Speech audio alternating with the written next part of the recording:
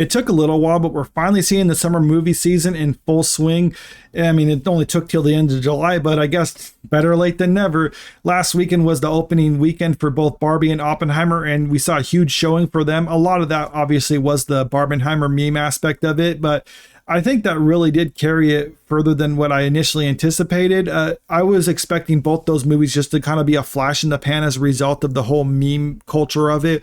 But there was a really good hold this weekend with both movies only getting drops in around the mid 40% range, which is just incredible for both these movies. After this weekend, Barbie is making around $775 million globally, and it's probably going to be hitting the $1 billion mark before the end of next week. So good on that movie, I guess. Oppenheimer is still holding strong at its number 2 spot at the box office, which means people are coming out to theaters and are really excited to see certain movies in the theaters. So the question is, what's wrong with Disney right now?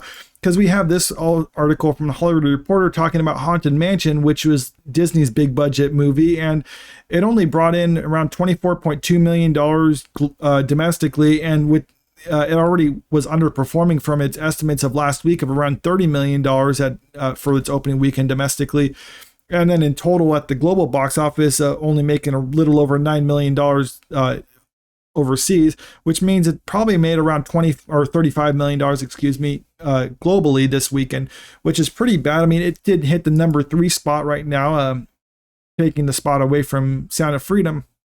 But if it has dropped off anywhere similar to other Disney properties that's been coming out this last year, then Sound of Freedom will probably regain its spot at the number 3 spot, and Haunted Mansion will actually be kicked down to the number 4 spot, which is really incredible considering it's a big budget Disney movie. And in the past, people would come out to see Disney movies, but that's actually not the case anymore. And before, the studio kind of make excuses like, oh, well, people aren't going out to theaters like they used to and stuff like that. But we have seen that that's not true with movies right now in theaters. So it really, the Haunted Mansion is the odd man out in all of this.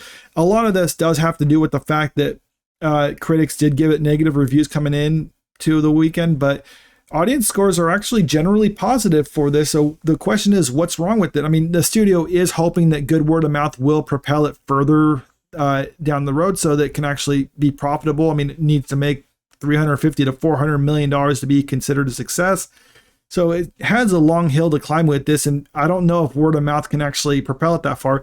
But the fact that Disney is banking on good word of mouth is already a telling sign that there's problems with the company, because before, people wouldn't have to wait for good word of mouth. They would just come out to see a Disney movie because the Disney brand was the good word of mouth right there. You don't need to know anything else. You just know it's a Disney movie coming out the theaters. All right, I'm going to take the whole family. We're going to have a good time. And now people are like, I'll take a wait and see approach. At least that's my approach right now, is I'll wait and see whether I'll actually like it or not, or whether people I trust say it's good. And like, that's kind of what, like, looking at this movie leading up to it, I was thinking that it didn't look too great, but then I hear people say it's positive. So maybe I'll check it out on streaming later on. Who knows? But I definitely wasn't excited to go see it in theaters.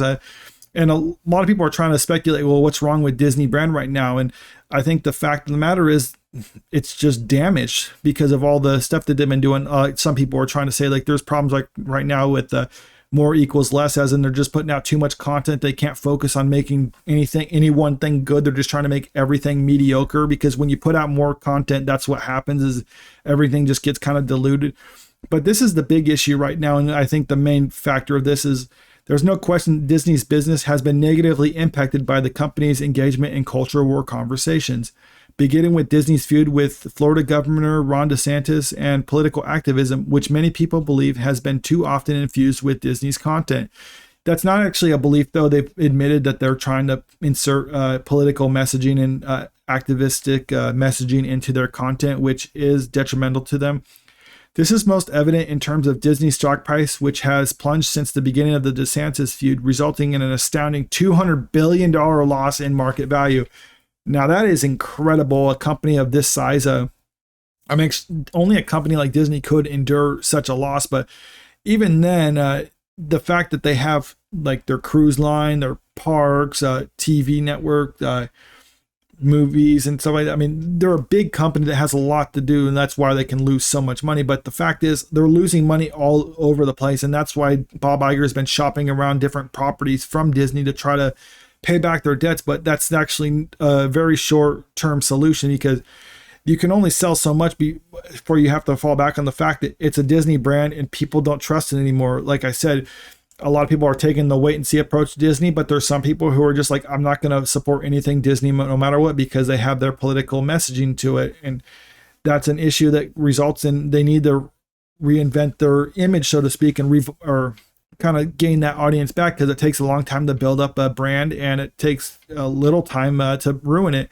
One of the things that people are talking about right now is there's speculation at least of whether Disney's going to sell the ownership of the company to someone else. Like Apple is one name that keeps being brought up about, are they going to sell it to Apple? Maybe if they did that, audiences will look like, good, it's new management now, maybe we can support it until we hear otherwise. But I don't know if that's actually going to be enough, or whether they're actually going to do that right now.